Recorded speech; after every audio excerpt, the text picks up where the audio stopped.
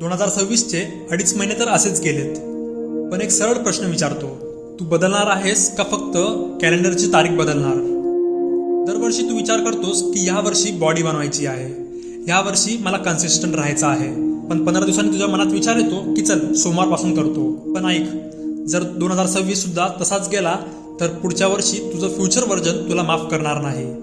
आज मी तुला सांगणार आहे 7 चॅलेंजेस जे फक्त मोटिवेट नाही करणार तर तुला आतून पूर्णपणे बदलून टाकणार.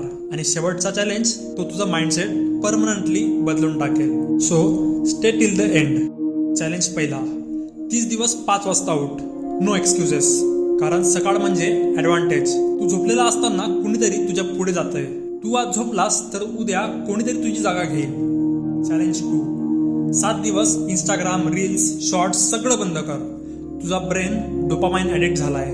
थोडं डिटॉक्स कर, कारण तेव्हाच तुला क्लॅरिटी येईल. आणि हॉनेस्टली सांगायचं झालं तर रील बघून 6 पॅक्स येत नाही.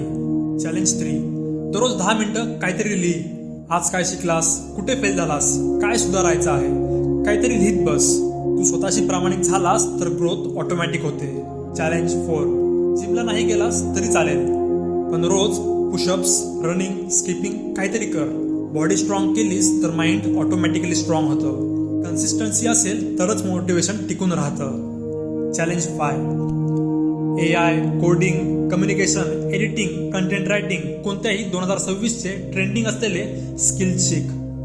AI नोकरीवर असलेल्यांना धोकादायक आहे, पण ज्यांच्याकडे स्किल्स आहे ते बाजी मारतील.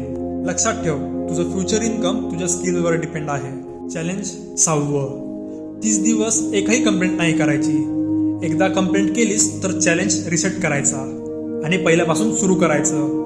लहान लहान गोष्टींवर तक्रार करणं थांबव, कारण कंप्लेंट केल्याने प्रॉब्लेम सुटत नाही. विक्टिम माइंडसेट सोड, लीडर माइंडसेट अडॉप्ट कर. लीडर तक्रार करत नाही, तो सोल्युशन शोधतो.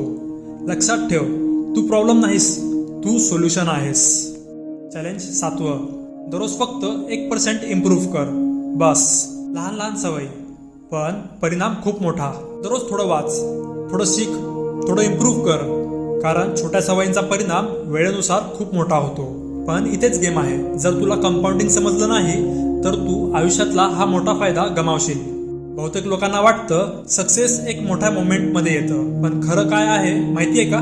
सक्सेस लहान लहान ॲक्शन्सच्या हजारो दिवसांमधून तयार होतं. जगातला सर्वात मोठा युट्यूबर मिस्टर बीस्टने सुद्धा सुरुवातीला 1000 दिवस जवळजवळ रोज युट्यूबवर काम केलं. त्याला कमी व्ह्यूज भेटलेत, कमी पैसे भेटलेत, पण तो थांबला नाही. कारण त्याला माहिती होतं छोट्या छोट्या ॲक्शन्स वेळेनुसार मोठा सक्सेस घेऊन येणार. आणि यालाच म्हणतात बटरफ्लाय इफेक्ट. जर तुम्हाला समजून घ्यायचं असेल की छोट्या ॲक्शन्स कसे आयुष्य बदलू शकतात तर आता स्क्रीनवर दिसणारा बटरफ्लाय इफेक्टचा व्हिडिओ नक्की बघा.